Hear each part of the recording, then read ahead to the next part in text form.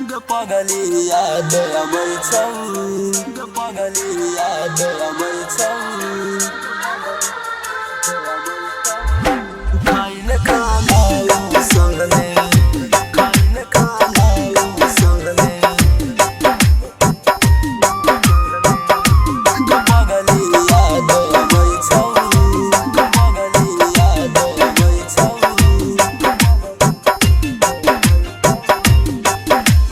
जब से छोड़ के गेलही गे पगली रोवै छियौ दिन रात। जब से छोड़ के गेलही गे पगली रोवै छियौ दिन रात।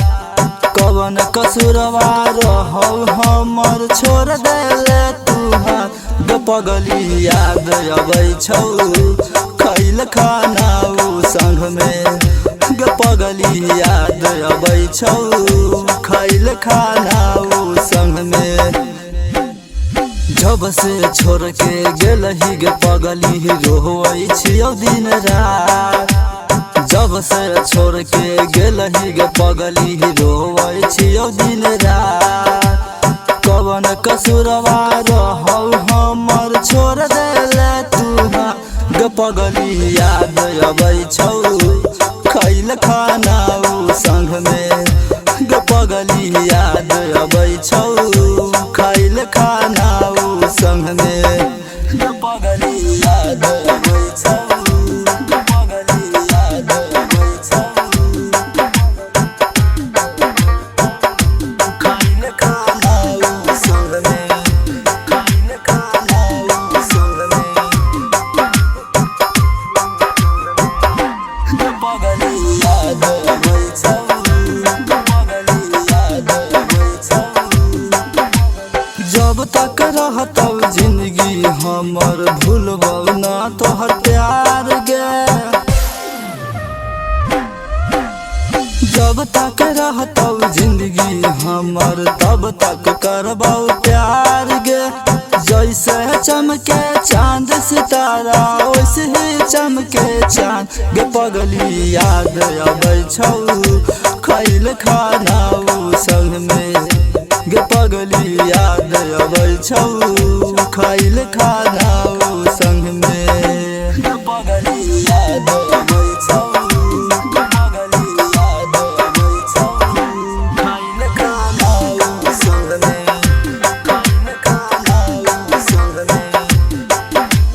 तोहरा बिना जिंदगी हमें कैसे गुजारम जान गे।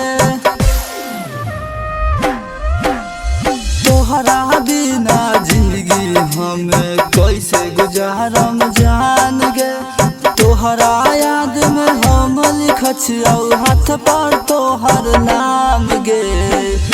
गे पगली याद अबै छौ खैल खाना संग में गे पगली याद अबै छौ खैल खाना संग में गे पगली याद अबै छौ गे पगली याद अबै छौ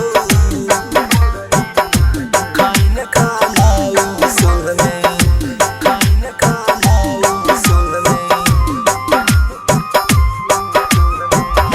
गे पगली याद अबै छौ पगली याद अबै छौ।